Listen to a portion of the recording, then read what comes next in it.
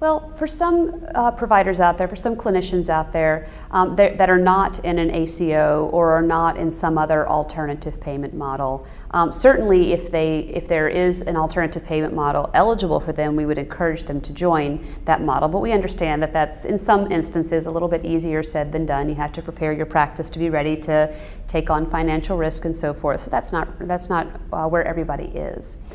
So for everybody else, they will be subject to MIPS, again, unless they fall below the low volume threshold. And so we've tried to design the program, again, by significantly reducing the burden to make it easy for people to participate, by implementing the transition year that we just talked about, again, to help them ramp up for full participation later on. And so we're doing a few things to help people get ready for that.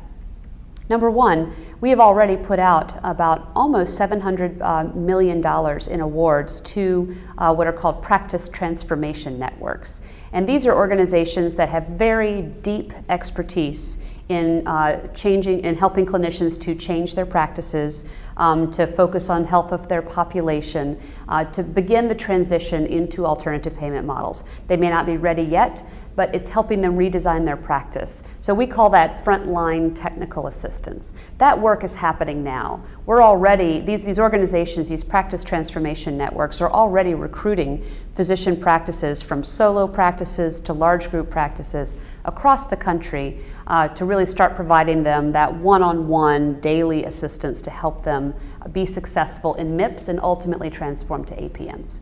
Our quality improvement networks, which traditionally have worked with hospitals and nursing homes, now are able to work with practices to help them understand what they need to do to be successful in MIPS, to help them select quality measures, understand what the registries are that they can sign up with for reporting quality measures, understanding how to get the most out of their electronic health records system, for example, understand what different tools are out there for improvement activities.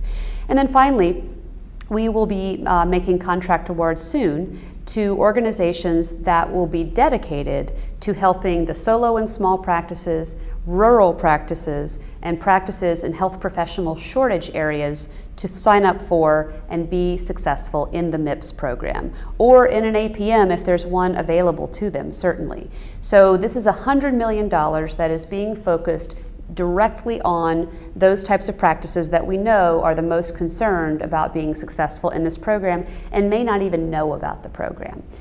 So we're directing a lot of money towards those practices as well.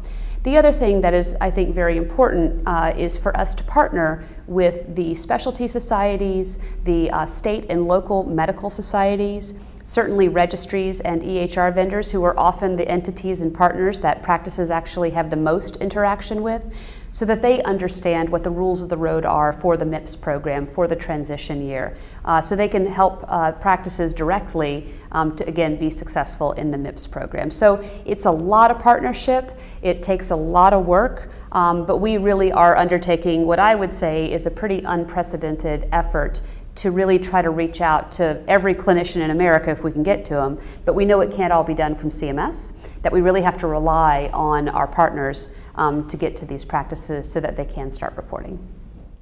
And more importantly, start improving.